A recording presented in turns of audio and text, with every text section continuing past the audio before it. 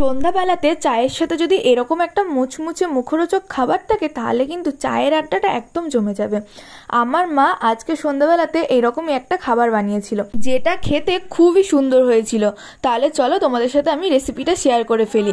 প্রথমেই এখানে কিছু পাউরুটি টুকরো টুকরো করে নিয়েছে আমার মা, আর এই দিকটাতে আমার মা কিন্তু পেঁয়াজ কাটতে লেগে গিয়েছে। পেঁয়াজটাকে একদম কুচি কুচি করে কেটে নেবে। আর এখানে একটা বাটিতে কিছু আলু সিদ্ধও বসিয়ে দিয়েছে। এখানে সকালের কিছু আলু ছিল, সেটাই আমি নিয়ে নিয়েছি। তার সাথে দেখো নিয়েছি পেঁয়াজ কুচি, লঙ্কা কুচি, নিয়েছি ধনেপাতা কুচি, আর এখানে নিয়েছি একটু বেশি করে চাট মশলা, 1 চামচ গোলমরিচ গুঁড়ো, 1 চামচ নিয়েছি জিরের গুঁড়ো, 1 চামচ ধনের গুঁড়ো, আর 1 চামচ নিয়েছি লঙ্কার গুঁড়ো। মায়ের সাথে আমি একটু হাত লাগিয়ে দিলাম মাকে সাহায্য করার জন্য। এখানে আমি একটা মিক্সি জারের ভিতরে টুকরো করে কেটে রাখা পাউরুটিগুলো দিয়ে দিলাম, এগুলোকে ভালো করে গুঁড়ো করে নেব।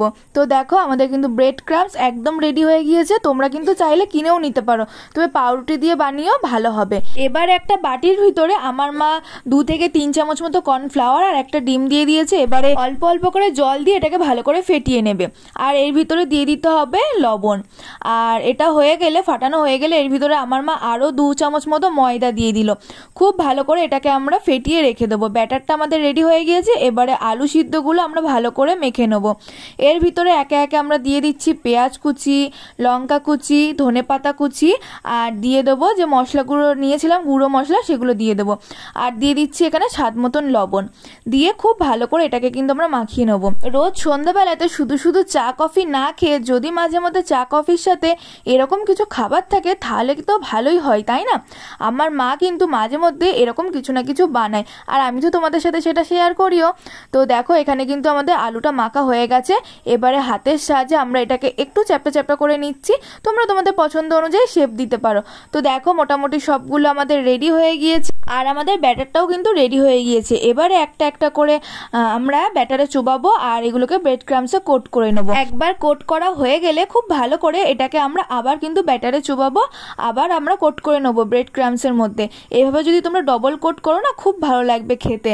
তো তোমরা চাইলে সিঙ্গেল কোটও করতে পারো, তবে যেগুলো আমরা ডবল কোট করে করেছিলাম সেগুলো জানো তো বেশি ভালো হয়েছিল খেতে, তাই আমি বলবো ডবল করেই তোমরা করে নিও। এক এক করে আমরা সবগুলো ব্যাটারে চুবিয়ে তারপরে ব্রেড ক্রাম্বসে কোট করে নিয়েছি। এবারে এগুলোকে আমরা ভেজে নেব।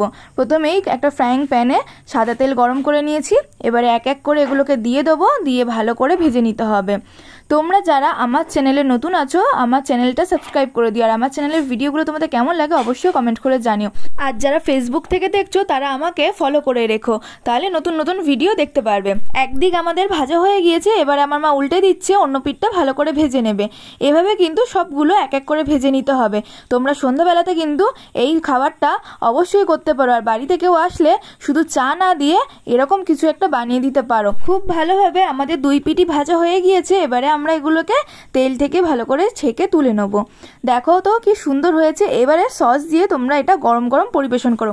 আজকে ভিডিওটা কেমন লাগলো অবশ্যই আমাকে কমেন্ট করে জানিও।